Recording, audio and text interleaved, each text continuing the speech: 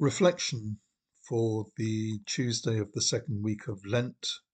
Our Gospel today is Matthew chapter 23, and today we hear Jesus condemning the scribes and the Pharisees. Scribes were lawyers as well as copyists, and Pharisees were a sect within Judaism. Their name means the separated ones because they tried to live a life that was pure and holy and totally obedient to the law of Moses. It was only through living life like this that they could actually guarantee that the Messiah was coming, they thought. However, their lives, I should say, were not the lives that could be led by ordinary people scrabbling to bring up families, scrabbling to actually earn a living. People who worked by day in the potter's stalls or the farm or on the fishing boats couldn't keep themselves ritually pure in the way that the Pharisees could. But the Pharisees laid expectations upon them to be so, to be ritually pure. And this is the burden that Jesus refers to in this gospel, where he talks about the Pharisees placing heavy burdens on the shoulders of the people, yet not moving a finger to make those burdens lighter.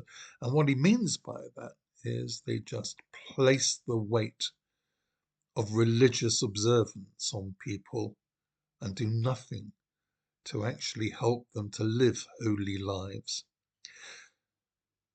As he says elsewhere in the gospel, they strain at a gnat, but they swallow a camel. That they are more busy with the minutiae, the actual details of the law, and they forget about the spirit of the law, which is about a spirit of love of God and love of our neighbour.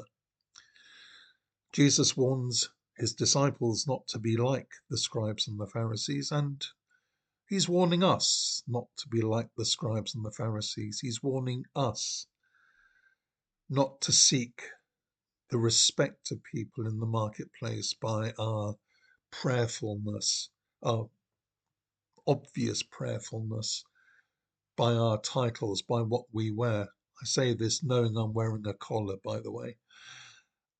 He's warning us not to be seeking titles like rabbi or teacher.